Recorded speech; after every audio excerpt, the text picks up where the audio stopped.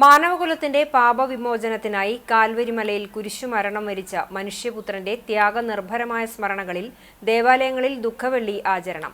50 നോമ്പാചരണത്തിൽ ഓശാന ഞായറാഴ്ച മുതൽ ഉയിർപ്പ് തിരുനാൾ വരെയുള്ള വിശുദ്ധവാരത്തിലെ ഭക്തിനിർഭരവും വികാരഭരിതവുമായ തിരുകർമ്മങ്ങൾക്കാണ് ദുഃഖവെള്ളിയാഴ്ച ക്രൈസ്തവ സമൂഹം സാക്ഷ്യം വഹിച്ചത്.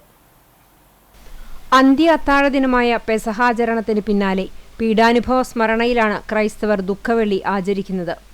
ശിഷ്യന്മാരുടെ കാൽക്കഴുകി എളിമയുടെ മാർഗം പഠിപ്പിച്ചതിനെ അനുസ്മരിച്ച് ദേവാലയങ്ങളിൽ കാൽക്കഴുകൽ ശുശ്രൂഷയും ക്രിസ്തുവിന്റെ അന്ത്യ അത്താഴത്തെ അനുസ്മരിക്കുന്ന പ്രാർത്ഥനകളും കുർബാന സ്ഥാപിച്ചതിന്റെ ഓർമ്മ പുതുക്കി ദിവ്യകാരുണ്യ ആരാധനയും നടന്നു. ഒരു പകൽ മുഴുവൻ നീളുന്ന തിരുകർമ്മങ്ങളാണ് ദുഃഖവെള്ളി ദിനത്തിൽ നടക്കുക. ക്രിസ്തു കുരിശിലേറിയതിന്റെ ഓർമ്മകളുമായി ദേവാലയങ്ങളിൽ കുരിശിന്റെ വഴിയും പ്രത്യേക പ്രാർത്ഥനകളും നടക്കും. തുടർന്ന് ഭവനങ്ങളിൽ പ്രത്യേകമായ പ്രാർത്ഥനകളിലേക്ക് വിശ്വാസി സമൂഹം കടക്കും. ശനിയാഴ്ച അർദ്ധരാത്രിയോടെ പ്രത്യാശയുടെ ഉത്ഥാന തിരുനാളിന് തുടക്കം കുറിച്ച് ദേവാലയങ്ങളിൽ തിരുകർമ്മങ്ങൾ ആരംഭിക്കും.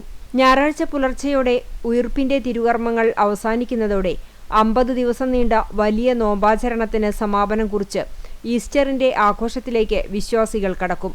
മറ്റം സെന്റ് തോമസ് ഫൊറോന ദേവാലയത്തിൽ നടന്ന ദുഃഖവെള്ളി തിരുകർമ്മങ്ങൾക്ക് വികാരി ഫാദർ ഫ്രാൻസിസ് ആളൂർ കാർമ്മികനായി. പീഡാനുഭവ വായന, ക്രൂശിത രൂപം ചുംബിക്കൽ, KCYM സംഘടനയുടെ നേതൃത്വത്തിലൊരുക്കിയ കൈപ്പുനീര് രുചിക്കൽ എന്നീ തിരുകർമ്മങ്ങൾ നടന്നു. കൈക്കാരന്മാരായ CK Joy, Johnson Kakkassery, PA Stephen, Johnson C Thomas എന്നിവർ നേതൃത്വം നൽകി.